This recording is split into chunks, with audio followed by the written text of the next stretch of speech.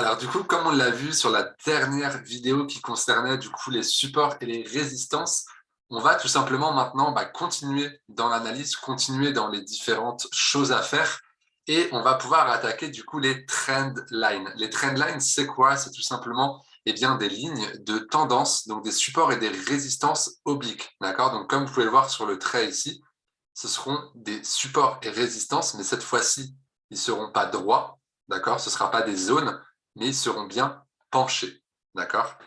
Donc là, c'est pareil, c'est tout simplement des supports et résistances, mais cette fois-ci en tendance, vous allez le voir, ça va être exactement la même chose et exactement le même principe. Je vais juste changer la couleur, hop, directement comme ça, voilà, on ne s'embête pas pour tout de suite. Et du coup, on se retrouve donc sur les graphiques, forcément. Et là, on va être encore une fois sur l'unité de temps, donc l'UT weekly. Donc, une bougie est égale à une semaine. D'accord? Donc, on va tout simplement prendre l'outil qui est d'accord. Donc, dans ma barre des favoris, c'est celle-ci. C'est la droite de tendance. Donc, vous la prenez. Et là, c'est pareil. Donc, au niveau des principes de base, la trendline, faut qu'elle prenne pas plus, enfin, faut qu'elle prenne minimum, pardon, 3 touches. D'accord? Donc là, c'est tout simple. Moi, j'ai déjà repéré sur ce graphique deux qui étaient très belles. C'était donc celle-ci. D'accord? Je vais vous montrer juste après. Je vais juste bien la tracer. Voilà. Et donc là, tout simplement, vous pouvez voir que, du coup, cette ligne ici, elle a repoussé le prix de différentes manières. Donc ici, elle a repoussé comme ceci, d'accord? C'est revenu ici, ça, Hop, je vais vous le faire comme ça. Voilà, vous verrez beaucoup mieux. Voilà, donc sur ces deux points, vous avez vu que ça a repoussé le prix. Ici, ça a repoussé le prix encore. Et là, exactement la même manière. Donc en fait, ça revient exactement à ce qu'on a pu voir à la vidéo précédente avec les supports et résistances, sauf que cette fois-ci, c'est la même chose, sauf que ce n'est pas des zones rectangulaires, c'est vraiment des lignes où le prix va venir s'appuyer pour soit venir respirer, donc prendre du recul, soit tout simplement carrément faire des retournements de tendance. D'accord? Et de l'autre côté, je l'avais vu, elle était dans ce sens-là au niveau du support. Hop, alors attendez, je vais juste vous la faire bien comme il faut. Après, c'est pareil, il y a différentes écoles au niveau des supports résistance, des droites de tendance, etc. Il y en a qui vont vous dire de prendre les mèches, il y en a qui vont vous dire de vous concentrer plutôt sur les corps. Moi, personnellement, j'ai plus tendance à me concentrer sur les corps et donc de prendre le maximum de corps possible. Donc là, j'ai essayé de prendre le corps ici, le corps ici. Là, je ne peux pas prendre le corps là, sinon ça va faire n'importe quoi. Mais après, c'est vraiment vous qui voyez à ce niveau-là. Enfin, vous voyez ce qui fonctionne le plus à votre niveau. D'accord? Personnellement, voilà, moi, c'est ce qui me correspond, c'est ce qui me va très bien. Et donc là, on va faire un petit peu les comptes. Donc, on a un point qui touche ici. On a un point qui touche juste ici. Là, on a différents points qui touchent juste là. D'accord? Là, vous voyez ce point ici. Donc, il y en a deux qui touchent juste là. Et là, donc, on est revenu juste ici. On a tapé ici en gros. Hop, je vais la décaler un petit peu. Voilà. Donc là, c'est des différents points. Donc là, on a largement en fait nos 3 points de contact. Et d'ailleurs, au passage, ça forme ce qu'on appelle une figure, donc une pattern au niveau du trading. C'est des figures en fait qu'on va voir encore une fois par la suite. Mais ces figures-là, en fait, elles ont des caractéristiques bien spécifiques. C'est-à-dire que là, vous pouvez voir que le prix, plus ça va dans la figure, plus il se compresse. Et en général, quand le prix se compresse, forcément, au bout d'un moment, il va faire un gros mouvement, comme par exemple celui-ci, là, il est assez gros, celui-ci, ce mouvement-là. On peut avoir d'autres mouvements bien plus spectaculaires. Enfin, spectaculaire, c'est un grand mot, mais on peut avoir des mouvements bien plus dynamiques comme celui-ci, par exemple. D'accord? Et donc, forcément, quand le prix compresse derrière, ça peut enclencher ce genre de mouvement. Mais bref, on en reparlera bien sûr dans une autre vidéo bien plus spécifique. Donc là, voilà un petit peu déjà pour un exemple de trendline. Mais vous pouvez avoir des trendlines dans des trendlines. Je m'explique. Là, on est sur une unité de temps. Donc une unité, je vais prendre l'habitude de le dire avec vous, une unité weekly. D'accord? Mais dans l'unité weekly, on va avoir d'autres trendlines. Par exemple, si je me mets en daily, d'accord, je vais juste... alors attendez, je vais juste supprimer toutes les ellipses pour éviter que ça nous gêne et que ça fasse un peu trop moche sur le graphique. Comme je vous l'ai dit, moi personnellement, ça ne me sert à rien d'avoir des choses inutiles sur le graphique. Donc on va juste les supprimer, histoire d'être beaucoup plus clair au niveau du graphique. Et on va aller en UT daily. D'accord? Donc là, une bougie est égale à une journée. On va attendre un petit peu que le graphique s'actualise. Je n'ai pas une super connexion ce soir. Mais voilà, nos graphiques, du coup, s'actualisent. Nickel. Et là, vous pouvez voir que dans les trendlines qu'on a tracées tout à l'heure, on va avoir d'autres trendlines qu'on va pouvoir tracer. D'accord? Par exemple, ici, on peut prendre comme ça. On peut voir ce que ça donne, par exemple. Et là, on peut voir qu'on a quelque chose d'intéressant. Je vais vous montrer. Là, cette trendline, elle touche ici, elle retouche là, elle retouche là. Là, elle revient taper avec un gros mouvement qui descend. Là, on revient quasiment, mais on ne touche pas. On redescend. Là, on touche une fois. Ça rechute un petit peu. On retouche avec un beau rejet. Ici, ça rechute. On remonte et on rejette encore une fois sur celle-ci. D'accord? Et ensuite, on remonte. Donc là, on l'a cassé juste ici. Donc, pour moi, celle-ci, elle est valide. Elle est entièrement valide. D'accord? Après, ici, on a un support. Donc, on va revenir un petit peu sur ce qu'on a pu voir avant. Là, pour moi, on a un support juste ici. D'accord? Donc, je vais pouvoir indiquer comme ceci. Enfin, oui, c'est un support, excusez-moi. D'accord? Hop. Donc là, c'est un support simple. Et on peut avoir aussi d'autres trendlines. On va pouvoir regarder si celle-ci, elle est valide. Je pense que oui. Voilà. Ici, c'est pareil. On a une autre trendline. Donc là, ça touche une fois ici. Je vais vous les mettre en couleur. Ici, on touche ici. On touche ici. Et on va venir retoucher juste ici. D'accord? Donc là, pour l'instant, voilà. Celle-ci, elle est encore valide. Tant qu'elle n'est pas cassée, elle est valide. D'accord? Donc là, on en a une ici. Peut-être qu'on en a une autre ici. Voilà. À savoir que plus, je vais juste supprimer pour m'expliquer, je vais mettre sur du blanc, voilà, comme ceci. Plus votre résistance, enfin votre trendline va être comme ceci, donc plate, plus elle va être intéressante, plus elle va être puissante. D'accord? Parce qu'imaginez repousser le prix sans cesse comme ceci. Je vais juste prendre le pinceau, voilà. Alors, je ne sais pas pourquoi je vais changer la couleur. Alors, attendez. Voilà, je vais juste supprimer ça. Voilà. Imaginez juste devoir repousser le prix continuellement comme ça. C'est pas possible. Le prix, à un moment donné, il va vite fait faire ça, en fait. Il va vite fait casser la trendline. C'est pour ça que le prix, il a beaucoup plus... Hop, alors, attendez. Voilà. Ah, je vais y arriver. Voilà. Le prix, il a beaucoup plus de marge à évoluer comme ceci. D'accord? À faire ça, ça. Il respire, en fait, beaucoup plus que si la trendline, elle était comme ça, ou même comme ça. C'est pour ça que les trendlines comme ça, personnellement, je m'en sers beaucoup moins et je préfère les trendlines un peu plus plates, comme je vous ai montré juste avant. Le prix, si je me remets en weekly, si ça veut bien charger, il a vraiment de l'espace, il a de quoi respirer, de quoi faire ses mouvements tranquillement. Regardez.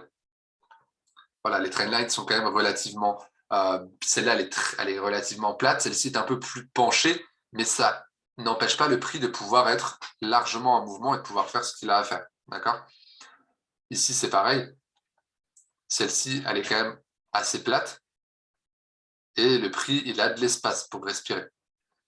D'accord? Si je reprends l'exemple de la dernière trendline que je voulais vous mettre, le prix va être extrêmement serré.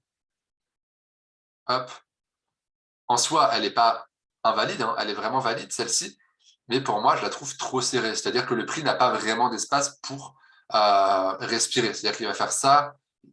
Il est vraiment, vraiment... voilà. Pour moi, il a vraiment du mal à respirer. J'aime pas trop les trendlines comme ça. Mais si vous voulez vous le faire, vous pouvez entièrement, tant que ça respecte les fameuses 3 touches. D'accord? Et ne vous amusez pas, parce que ça, on le voit souvent, des personnes qui vont forcer en fait les trendlines ou forcer des résistances. C'est-à-dire que, par exemple, on va... Alors, il faudrait juste que je trouve un exemple où est-ce qu'on pourrait forcer. Imaginons que là, par exemple, voilà, on était sur une trendline comme ceci, d'accord? Le but, c'est que les trendlines ne se cassent pas. Donc là, pour l'instant, vous voyez que si on respecte vraiment comme ceci, on a une touche là, une touche là, une touche à peu près là, et après, normalement, on n'a pas de touche. Mais il y a des personnes qui vont vraiment vouloir forcer les trendlines et par exemple couper. C'est-à-dire qu'ici, ils vont se dire, ouais, là, c'est pas grave, c'est juste une petite coupure. Donc, ça compte. Non, ne cassez pas, ne coupez pas en fait le prix. Et encore, même ici, c'est coupé. Vraiment, respectez bien vos trendlines. Donc, faites-les, quitte à que ça touche une fois de moins, c'est pas grave. On ne va pas forcer le prix. Donc, vous pouvez faire comme ça. Et du coup, hop, alors attendez, on va plus faire. Vous pouvez faire soit dans cette manière-là, soit vraiment aller chercher comme ceci. Si vous voulez coller un peu plus, vous pouvez. Mais là, on est sur quelque chose de valable. Hop, je vais juste bien la tracer. Voilà. Donc là, on touche une fois ici, une fois ici. Là, on touche quasiment. On touche là, et là, on retouche. D'accord? Là, celle-ci est valable. Après, du coup, elle est encore une fois assez penchée. Si on revient en daily, on va voir que la traînade, elle est quand même très penchée. Donc ça, c'est vous qui voyez si pour vous, ça vous convient ou pas. Personnellement, voilà, comme je viens de vous le dire, je ne suis pas fan de ce genre de trendline, mais après, c'est vraiment propre à chacun. D'accord? Et après, justement, vous pouvez combiner aussi les trendlines avec les supports et résistances. Vous allez voir que j'ai supprimé les résistances et les supports de la vidéo d'avant. Mais du coup, je vais les refaire pour vous montrer les différentes confluences qu'on peut aller chercher. Alors, je ne sais pas pourquoi l'ordinateur ne veut pas actualiser la page. Ça va arriver.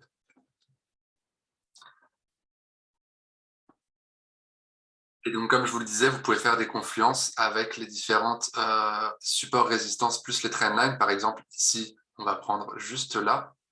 Hop. Pour notre résistance, on va mettre en weekly. Tac. Voilà. Alors, on va mettre, perso, je laisse les mèches en dehors. Voilà. Et là, donc, vous pouvez voir tout simplement que on prend la confluence trendline plus résistance, ça fait des beaux mouvements. Par exemple, ici, on a le prix qui arrivait sur la résistance, il arrivait également sur la trendline, et il y a eu quoi? Il y a eu un beau rejet. D'accord? Là, on peut s'attendre probablement à la même chose. Le prix, il arrivait sur la trendline, mais en même temps sur la résistance. Donc, il y a eu quoi? Un beau rejet. Bien sûr, encore une fois, ce n'est pas une science infuse, ce n'est pas une science exacte,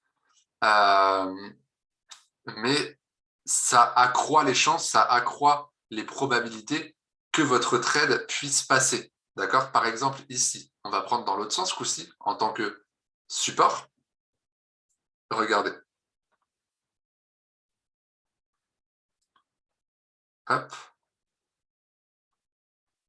On va juste la mettre comme ceci. Vous pouvez voir que juste là, hop, donc si on l'agrandit un tout petit peu, voilà, le prix, il est arrivé où?